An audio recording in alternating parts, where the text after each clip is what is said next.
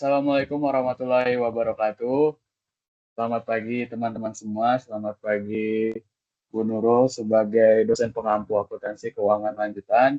Di sini kami dari kelompok 3 ingin mempresentasikan hasil pemaparan diskusi kami yang berjudul Merger PT Indo Korsda Tbk dan PT Indo Korsda Polyester.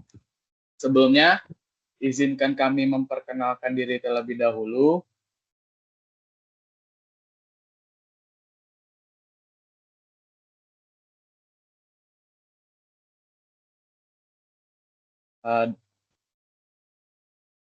Ada saya Muhammad Adi Bakti Mahendra dengan NIM belakang 322. Saya M. Ferry Pinonta Ginting dengan NIM 332. Saya Nazifa Fatia Taniza dengan NIM 329. Saya Zara Galuh dengan NIM 320. Saya Kei Jevera dengan NIM 334.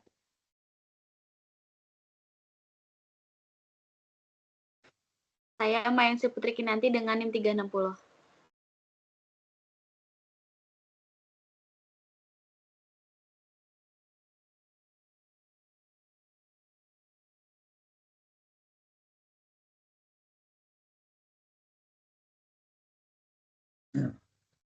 Oke, untuk yang pertama ada riwayat singkat untuk PT Indo Korsda Tbk. Jadi singkatannya Indo Korsda itu IKA adalah perseroan terbatas terbuka yang beralamat di Jalan Pahlawan, Desa Karangasem Timur, Citerep, Bogor, Jawa Barat. Didirikan sebagai PT Branta Mulia berdasarkan Akta Nomor 83 tanggal 18 Juli 1981 oleh Notaris Ridwan Suselo di Jakarta.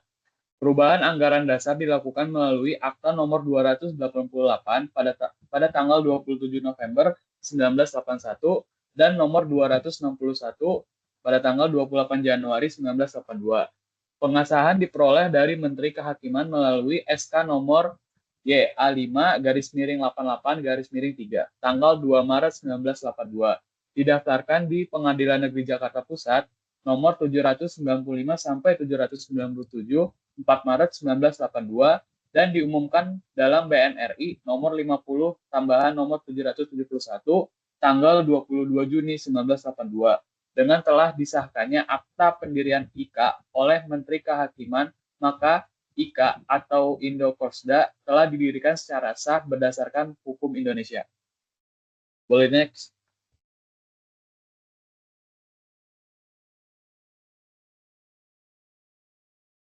Berikutnya ada struktur modal dan kepemilikan saham Indo Korsda. Pada 9 Juni 1990, berdasarkan Akta Rapat Nomor 45 oleh Notaris Miriam Wiyardi, Indo Korsda mendapatkan persetujuan Menteri Kehakiman dan Menteri Keuangan untuk melakukan IPO sebesar 12.500 saham dengan harga Rp9.250 per saham. Saham dicatatkan di BEJ dan BES pada 5 September 1990 melalui RUP SLB Akta Nomor 173 30 September 1993 oleh Notaris Pusbiono Sarman Hadi. Disetujui pembagian saham bonus sebesar 100 miliar rupiah dari revaluasi aset tetap setara 100 juta lembar saham. Nominalnya 1.000 per saham. Pada 3 Juli 1997, berdasarkan Akta Nomor 7 oleh Notaris Pusbiono telah disahkan Menteri Kehakiman, disetujui stok split nilai nominal saham dari Rp1.000 menjadi Rp500. Modal dasar menjadi 700 juta saham atau Rp350 miliar dan modal disetor penuh menjadi 450 juta saham. Oke, next.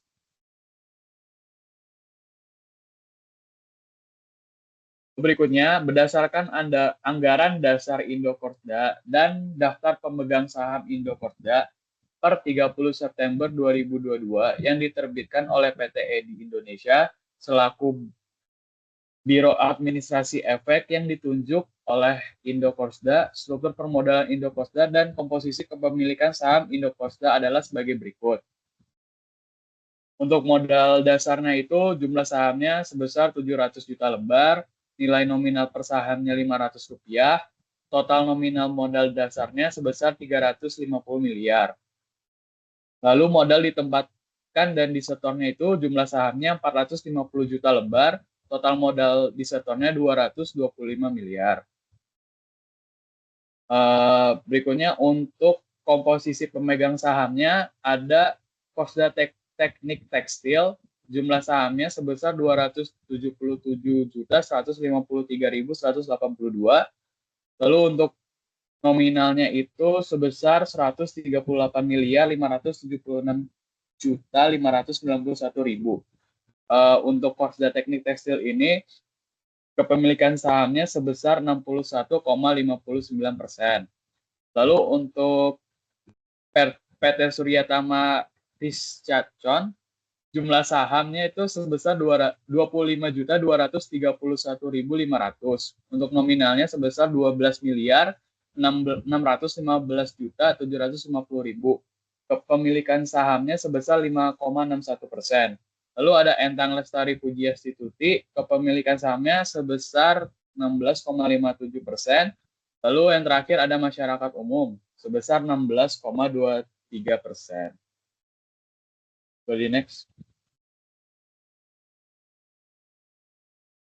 Berikutnya ada kegiatan usaha utama Indokorsda. Sesuai pasal 3 Anggaran Dasar, tujuan Indokorsda adalah menjalankan usaha industri pengolahan kain ban dari benang sintetik berkekuatan tinggi, yaitu tuh seperti nilon, polyester, lalu serat, benang, dan strip filamen buatan, serta pemasaran dan impornya. Kegiatan usaha utama Indokorsda meliputi yang pertama industri pengolahan. Di industri pengolahan itu dia mengolah kain ban dari benang sintetik dan serat benang filamen buatan. Lalu yang kedua pemasaran hasil produksi dalam dan luar negeri, dan yang terakhir impor bahan baku, mesin, alat, dan perlengkapan industri. Boleh di next. Lalu berikutnya ada ikhtisar data keuangannya. Ringkasan keuangan Indokorsda per 31 Desember 2019, 20, dan 21, dan periode 7 bulan hingga 31 Juli 2022 disusun berdasarkan laporan keuangan audited. Audit dilakukan oleh KAP Sidarta Wijaja dan rekan dengan opini wajar tanpa modifikasian. Next.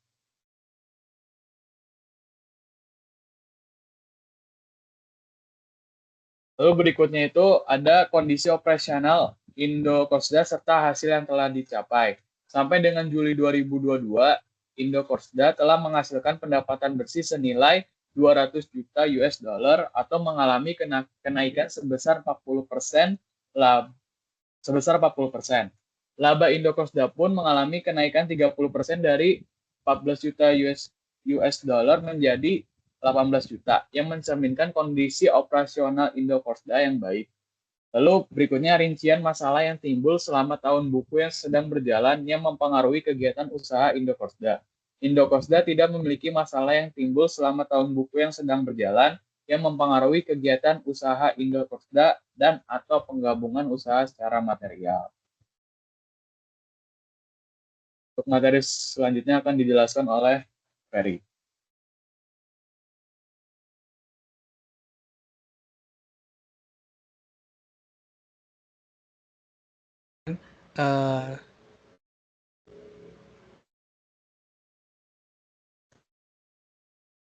Pada PT Indokorsda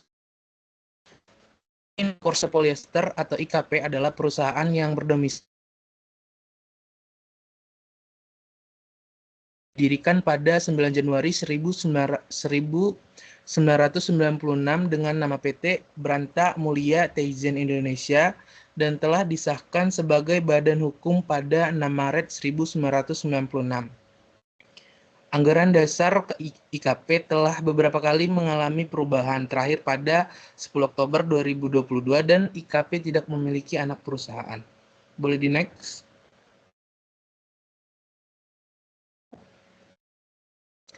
Selanjutnya, struktur modal dan kepemilikan saham berdasarkan Akta Nomor 10 tanggal 13 Januari 2011 dan Daftar 10 Oktober 2022, struktur permodalan dan komposisi kepemilikan saham PT Indo Korsda Polyester atau IKP telah dicatat dan diberitahukan kepada Kementerian Hukum dan HAM. Seluruh saham ditempatkan dan disetor penuh oleh pemegang saham dengan mayoritas dimiliki oleh PT Indo Korsda Tbk.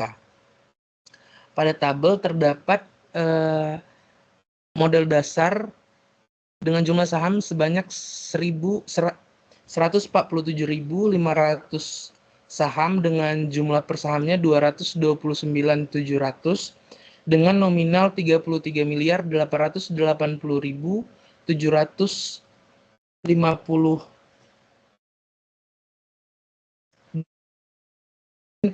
presentasi 100%. Modal ditempatkan dan disetor pada PT Indo Korsda Tbk dengan jumlah saham 147.360 dengan nominal 33.848.592.000 dengan persentase 99,9%. Untuk Korsda Global Industrial atau sekarang bernama Korsda Teknik Tekstil di Amerika Serikat dengan jumlah saham sebanyak 98 dengan nominal Rp22.510.600 dengan persentase 0,07%. Pada Remington Gold Limited dengan jumlah saham sebanyak 42 dengan jumlah nominal sebanyak 9.647.400 dengan persentase 0,03%. Sehingga pada total jumlah saham sebanyak 147.500 dengan nominal 33.880.750.000 dan persentase 100%. Boleh di next.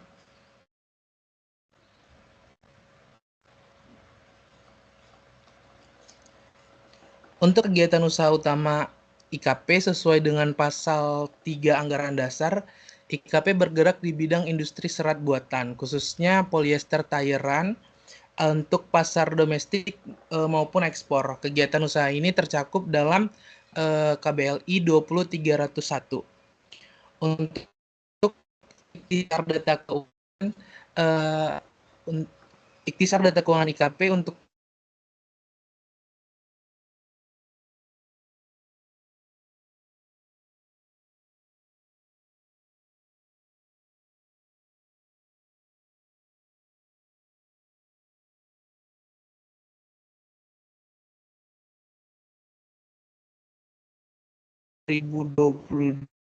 dan periode interim ketika CPE untuk tahun 2019.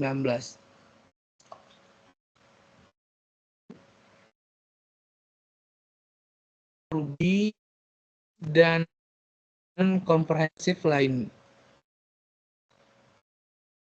pada PT Indo Korsda Polyester. Untuk laba bruto pada tahun 2021 $99.893 dan di tahun 2020 sebanyak $4.133.550 dan untuk tahun 2019 sebanyak $8.049.640.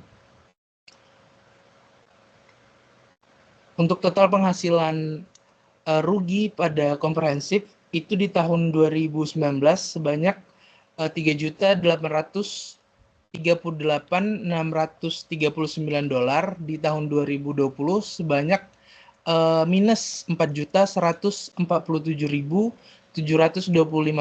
dan pada tahun 2021 minus $774.572. Boleh di next.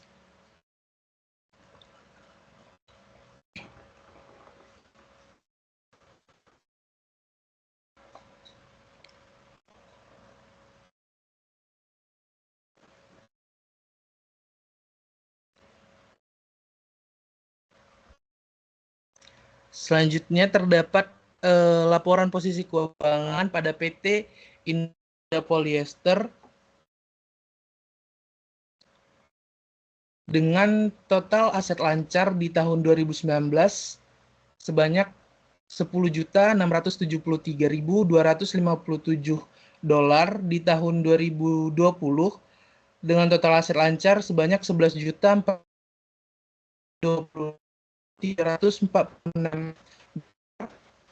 dan di tahun 2021 dengan total aset lancar $18.042.176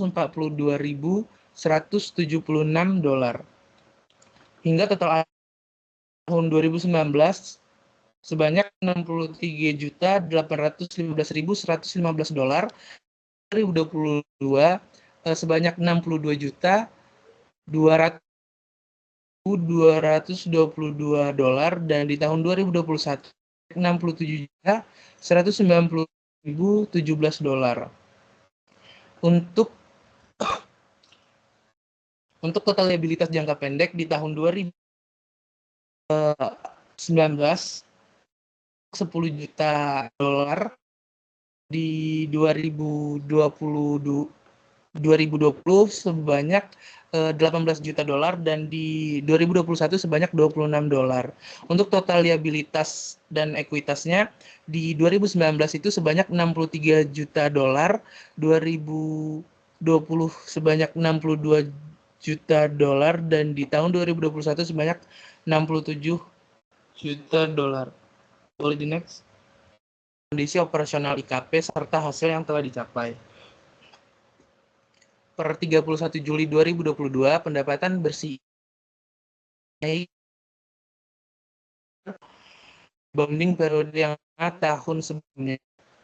Meski sempat merugi pada 2021 hingga semester 2022, akibat kenaikan harga bahan baku IKP mulai mencatat pada Juli dan akan terus membaik hingga akhir 2022.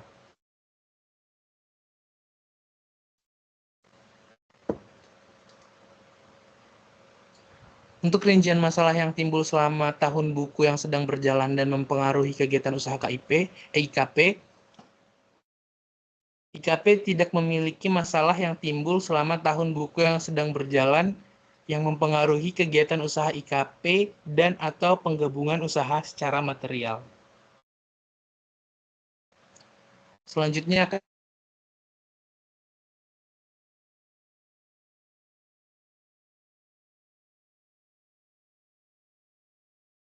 Selanjutnya, informasi tentang rancangan penggabungan. Merger atau penggabungan usaha merupakan proses di mana dua perusahaan atau lebih melebur menjadi satu entitas. Dalam hal ini, perusahaan yang mengambil alih akan membeli seluruh aset dan liabilitas yang diambil alih. Kortsa Polyester akan menggabungkan diri dengan Indokortsa. Indokortsa akan menjadi perusahaan penerima penggabungan dan setelah penggabungan usaha menjadi efektif, Indokortsa akan tetap menjadi perusahaan terbuka yang tercatat di BEI dan IKP akan berakhir karena hukum. Kombinasi yang direncanakan antara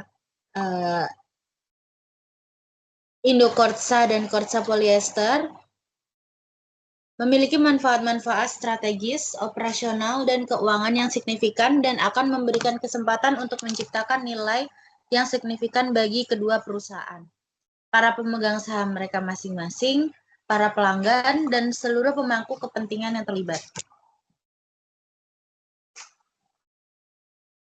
Selanjutnya, tujuan dari penggabungan usaha ini yang pertama itu untuk mencapai pertumbuhan atau diversifikasi usaha, yang kedua menciptakan sinergi operasional, yang ketiga meningkatkan permodalan dan likuiditas, yang keempat memperoleh keahlian manajerial atau teknologi, yang kelima memanfaatkan pertimbangan pajak, dan yang terakhir itu melindungi diri dari potensi pengambil alihan oleh pihak lain.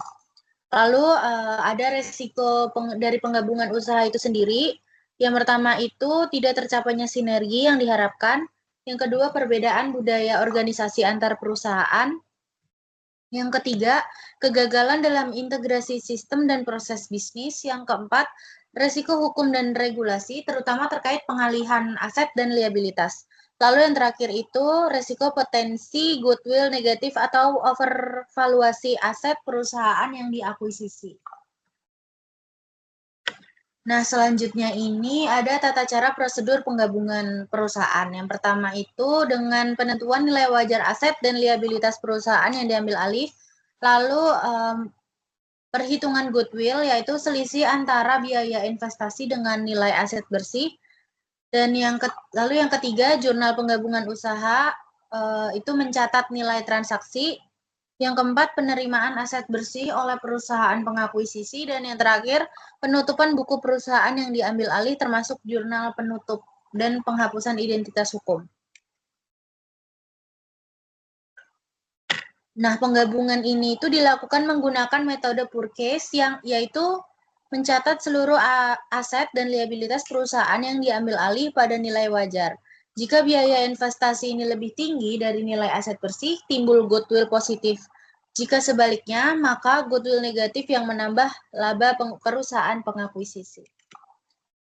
Selanjutnya akan disampaikan oleh rekan saya.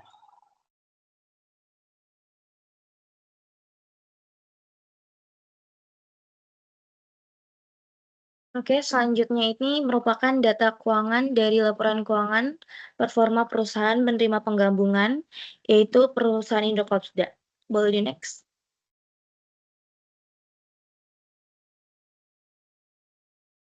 Ini merupakan lanjutan dari laporan keuangannya. Boleh di next.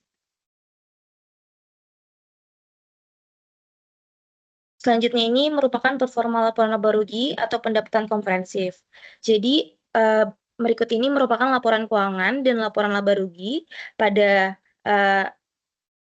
tahun 2022, di mana laporan ini dibuat dan disiapkan berdasarkan laporan keuangan yang telah diaudit oleh Indokorpsda dan Indokorpsda Polyester untuk periode 7 bulan terakhir pada tanggal 31 Juli 2022 dengan penyesuaian performa penggabungan sesuai dengan kriteria yang berlaku berdasarkan manajemen atau entitas yang menerima penggabungan yang telah menyusun performa konsolidasi berdasarkan informasi keuangan tentang laporan keuangan historis dari Indokorpsda Polyester dan Indokorpsda diambil dari masing-masing laporan keuangan interim pada tanggal 31 Juli 2022 yang telah diaudit oleh KAP Sidota Harta Wijaya dan rekan akuntan publik.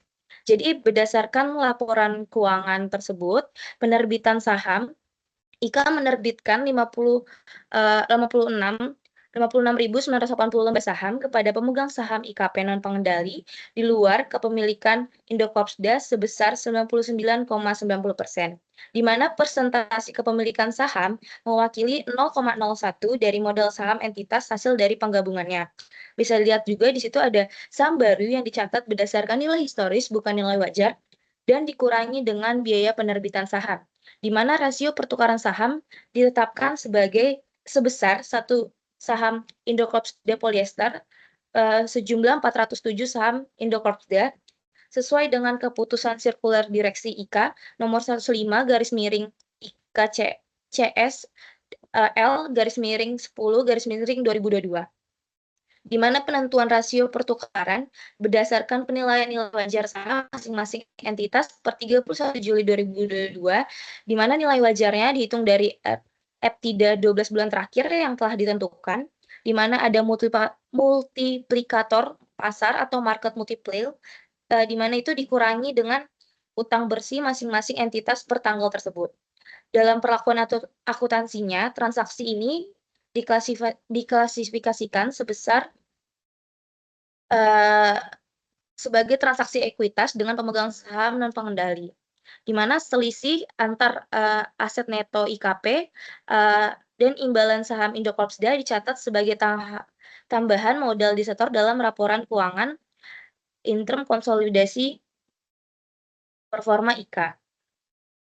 Selanjutnya itu ada bea perolehan hak atas tanah dan bangunan dalam UU nomor 1 tahun 2002 tentang hubungan keuangan antara pemerintah dan pusat daerah, di mana ketentuannya itu merupakan pengalihan hak atas tanah atau bangunan yang dikenai BPHTB dengan tarif normal sebesar 5% dikali NPOP dikurang NPOP PTKP, di mana ketentuannya itu untuk penggabungan usaha dikarenakan adanya penggabungan menggunakan nilai buku, maka maka dapat diberikan fasilitas pengurangan tarif BPHTB sebesar 50% sesuai dengan pasal 2 ayat 1 huruf B Peraturan Direktorat Jenderal Pajak nomor per 16/PJ 2005. Di mana perhitungan BPHTB-nya itu sebesar 5% dikali 50% dikali nilai NPOP-nya dikurang NPOP TKP. Di mana asumsi akuntansinya, manajemen mengasumsikan bahwa B ini dikapitalisasi sebagai bagian dari nilai aset tetap.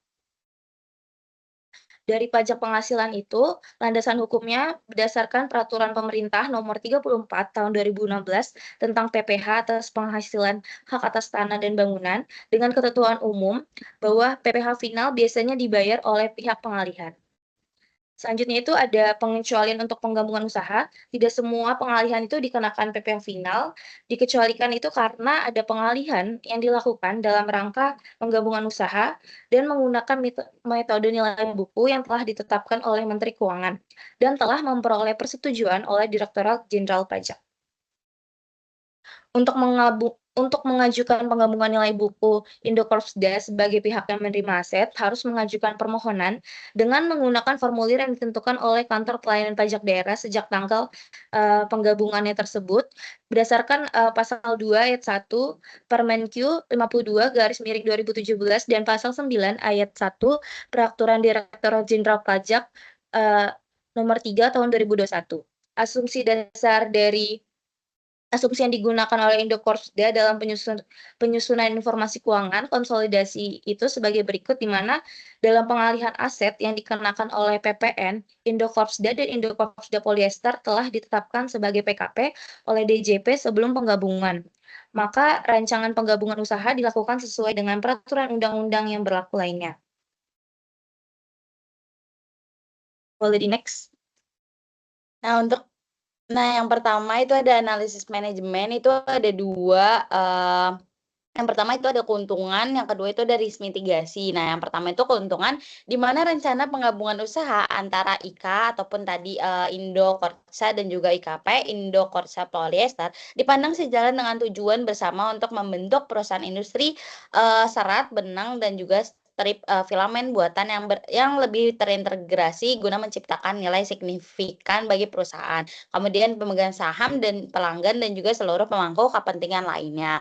Nah, kemudian sehubungan dengan penggabungan usaha, direksi dan dewan komisaris IKA dan IKP mempertimbangkan hal-hal berikut. Di mana poinnya ada integrasi proses dan keuangan, struktur vertikal terintegrasi, pengurangan duplikasi, optimasi sumber daya, dan keuntungan bagi pemangku kepentingan. Kemudian untuk detailnya, yang pertama itu adalah penggabungan usaha antara Indokorsa dan juga Indokorsa Polyester akan mengintegrasikan proses produksinya secara keseluruhan. Nah, guna untuk meningkatkan sinergi pengadaan, mengintegrasi aspek dan juga termasuk proses akuntansi perpajakan dan struktur permodalan pada akhirnya yang akan meningkatkan kinerja operasional dan finansial sehingga menciptakan perusahaan yang lebih sinergis, kuat dan juga efisien bagi keduanya. Kemudian untuk yang kedua itu ada penggabungan yang akan menciptakan perusahaan yang lebih terintegrasi secara vertikal dengan portofolio produk yang lebih beragam. Kemudian yang ketiga itu ada keberadaan IKP ataupun Indokorsa Polyester selaku badan hukum yang terpisah menimbulkan berbagai transaksi antar perusahaan seperti yang pertama ada penagihan biaya antar perusahaan atau intercompany change, dan yang kedua adalah penempatan karyawan. Penggabungan usaha akan menghapuskan duplikasi aktivitas serta beban administrasi tambahan bagi IKA maupun IKP. Kemudian yang terakhir itu ada peningkatan efisiensi dan efektivitas kegiatan operasional perusahaan. Penerimaan penggabungan akan menguntungkan seluruh pemangku kepentingan termasuk pemegang saham publik dari Indokorsa itu sendiri. Boleh di next.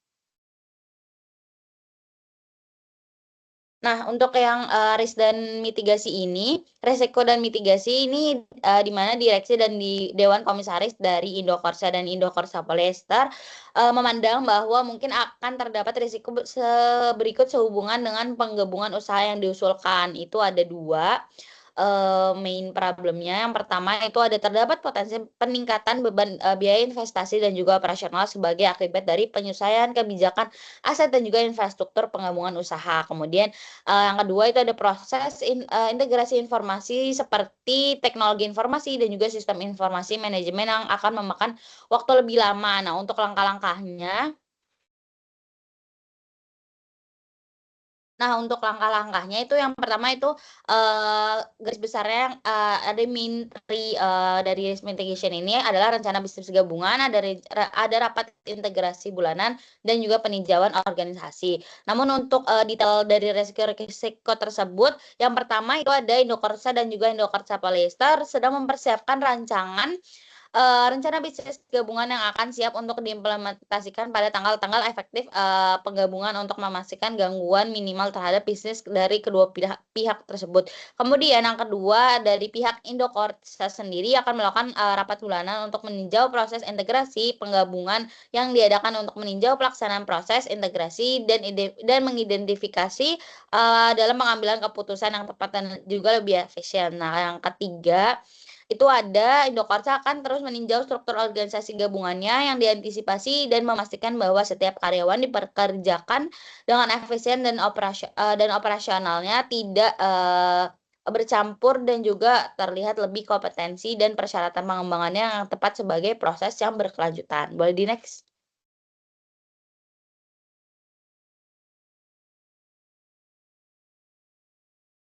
Nah, untuk dari rekomendasi dari direksi dan juga dewan direksi itu ada 4 main topiknya. Yang pertama itu ada operasi lebih efisien dan menguntungkan, di mana penggabungan menciptakan sinergi dalam pendapatan, biaya dan juga operasional ataupun hingga pengembalian investasi yang lebih baik bagi kedua pihak dari Indokorsa maupun Indokorsa Polyester.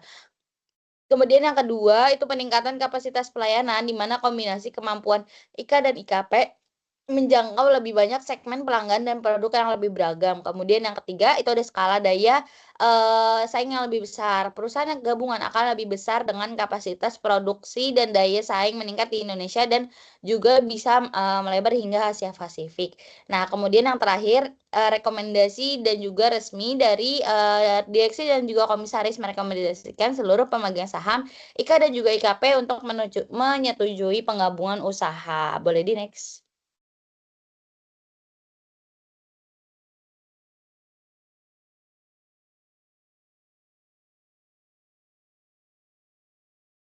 Nah, kemudian untuk persyaratan RUU PSLB ini di pihak IKA-nya, yang pertama itu ada RUU PSLB 1 di mana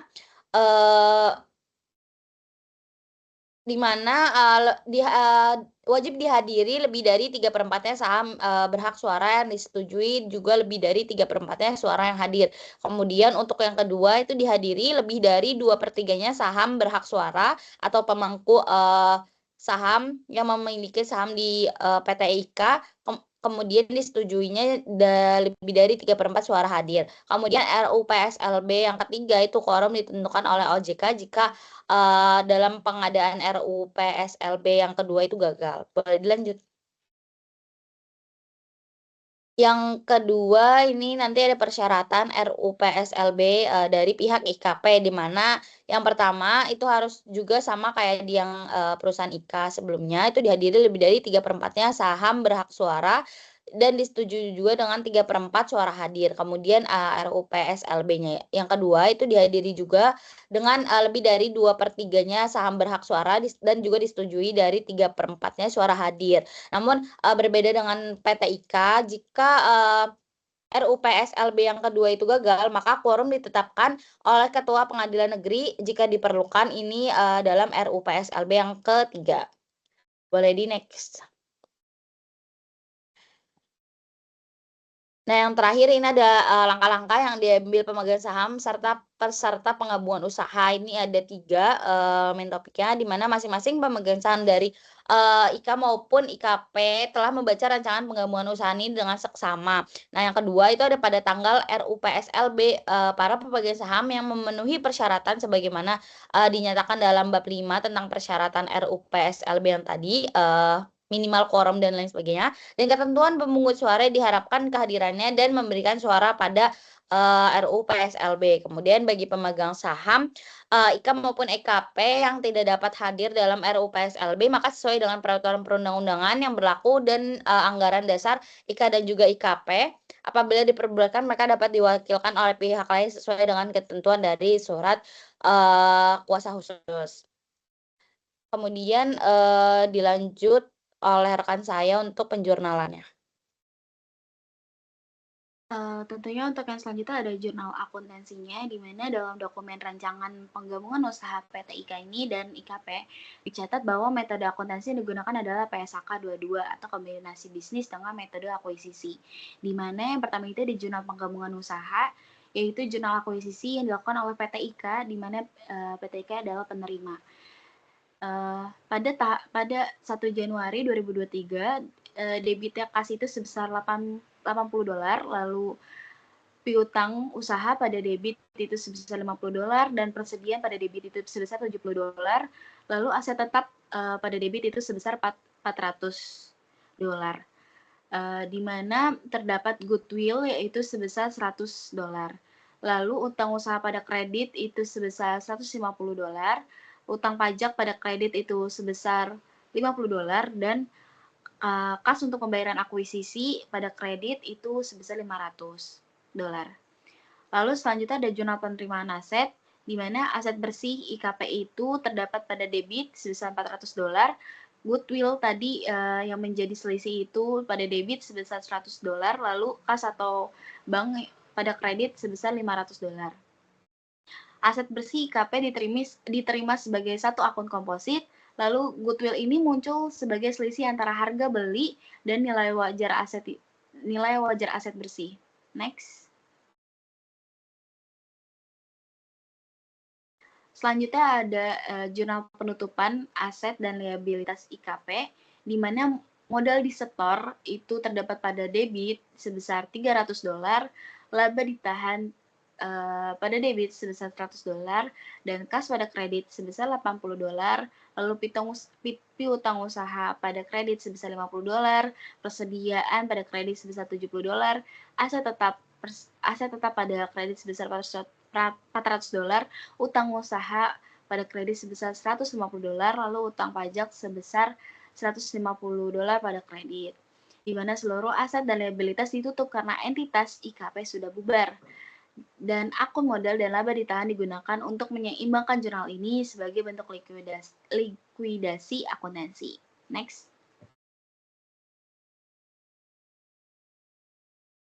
Jadi hal formal yang tertulis pada dokumen merger itu adalah PSAK 22, di mana dalam dokumen rancangan penggabungan usaha PT IKA dan IKP ini dicatat bahwa metode akuntansi yang digunakan adalah PSAK 22, yaitu kombinasi bisnis dengan metode akuisisi. Terdapat bukti juga dalam dokumen di mana mengutipkan penggabungan usaha ini akan dicatat dengan menggunakan metode akuisisi sesuai PSAK 22. Tapi PSAK yang lebih tepat secara substansi adalah PSAK 38. Namun karena PT IKA sudah memiliki 99,9% saham IKP sebelum penggabungan, maka tidak terjadi perubahan pengendalian. Oleh karena itu, secara substansi transaksi ini lebih tepat dicatat menggunakan PSAK 38 atau transaksi entitas pengendalian, yang mana tidak mengakui goodwill, menggunakan nilai buku, dan dicatat transaksi ekuitas dan bukan laba rugi. Jadi meskipun dalam dokumen merger disebutkan bahwa penggabungan dicatat berdasarkan PSAK 22, namun secara substansi dan karakteristik transaksinya, penggabungan antara IKA dan IKP lebih tepat menggunakan PSAK 38 karena dilakukan antar entitas pengendali. Ini menunjukkan bahwa akuntansi tidak hanya berfokus pada legalitas formal, tapi juga mempertimbangkan substansi ekonomi dari transaksi.